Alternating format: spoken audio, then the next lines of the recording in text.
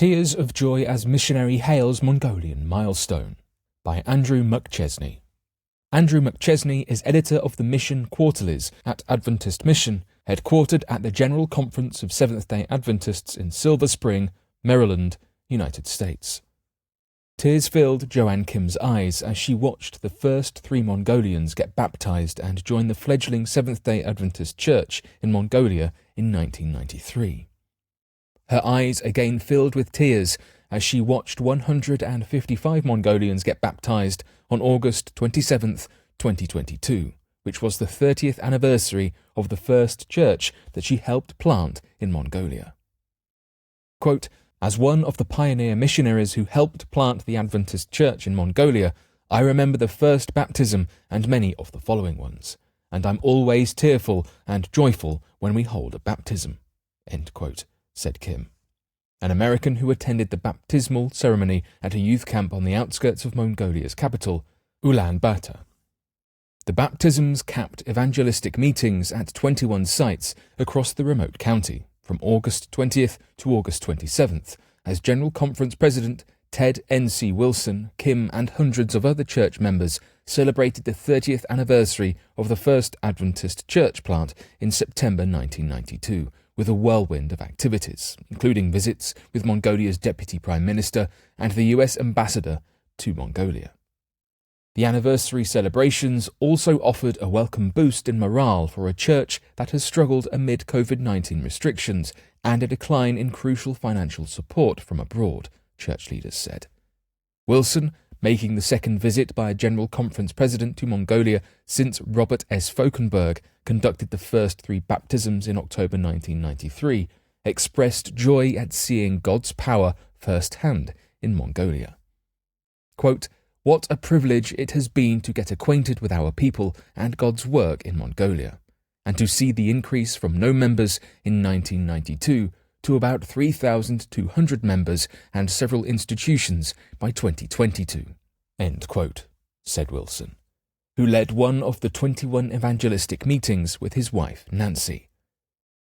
Quote, "Despite the 1040 window setting with a very small minority of Christians in the county, God is blessing the strong work of Seventh-day Adventists to grow and proclaim the 3 angels' messages," end quote, he said by email. Tough beginnings. Adventists first brought the gospel to Mongolia in the 1920s, but there was no Adventist presence in the country in the post-communist days of the early 1990s when Kim joined fellow American missionaries Kathy Jolly Hartman and her husband Brad, who had arrived earlier. Quote, "Life was much harder back in the early 1990s, end quote, said Kim, now education director of the Adventist Church Mongolia Mission. Amid financial and other difficulties, the efforts by Kim, the Jollies, and others bore fruit with the planting of the first church and the 3 baptisms in 1993. Kim said that the early church, although small in size, was large in love for God and self-sacrifice.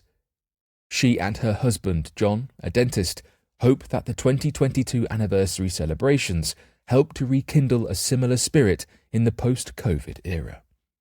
Quote, "I pray for that spirit of unity and self-sacrifice to be renewed in today's much larger church organization," end quote, she said in an interview. Quote, "John and I want to bring back the spirit of the early church from the 1990s," end quote. She and her husband have received approval from the Mongolian Mission to plant a new church. Boost in morale. The anniversary celebrations have bolstered morale, according to Mongolia Mission President Han Suk-hee. With 155 baptisms, the Mongolian Church is on target to baptize 300 people in 2022, a sharp increase from the average of 30 baptisms per year during the COVID-19 pandemic, he said. 59 people were baptized when the first COVID restrictions were lifted in March 2022. Quote, "Although worship services were held online, on YouTube, and through Zoom meetings, it was difficult for pastors and church members to meet during the pandemic," end quote, Han said in reply to written questions. Quote, When COVID restrictions were gradually eased in March of this year, church doors reopened, but church members who had not met face-to-face for almost 3 years desperately needed an opportunity to gather and fellowship together." End quote. The presence of the General Conference President provided just the boost that church members needed, said Johan Kim, President of the Northern Asia-Pacific Division, whose territory includes Mongolia and who is a former president of the Mongolia Mission. Quote, "Elder Ted Wilson's visit gave the Mongolia Mission and the Northern Asia-Pacific Division great comfort, encouragement, and strength," end quote, he said by email. Quote, "After being unable to gather in church to worship for such a long time, the members and leaders were having a very difficult time. The General Conference President participated directly in the evangelistic meetings, and the Mongolia Mission gained vitality through them." End quote. Further boosting morale, church leaders broke ground on a new school of theology, funded by a much-appreciated 400 million won, equivalent to $300,000 donation from the Korean Union Conference, the Adventist Church's CEO Press, and Korean church members, Han said. The school will be located on the sprawling campus of the Gateway Project, which also will include Gateway International Academy, a wellness centre, a vocational school, an agriculture centre, and a resort and recreational centre whose income will help support the educational endeavours on the campus. High-profile meetings. The Gateway Project was central in talks between Wilson and Mongolian Deputy Prime Minister Amar Sekhan Saimbuyan at the Parliamentary Building in Ulaanbaatar on August 25th. Quote, "Deputy Prime Minister Amar Sekhan Saimbuyan was so gracious and has a deep concern for the health needs of the people of Mongolia," end quote, Wilson said. Quote, "It was our privilege to share the Gateway Project with him and receive his support," end quote. Johan Kim, who is the coordinator of the Gateway Project, attended the meeting and described the encounter as a significant step in the Church's relations with authorities. Quote, "I feel that God used Elder Wilson's visit to initiate contacts that would have otherwise been difficult to make," end quote, she said.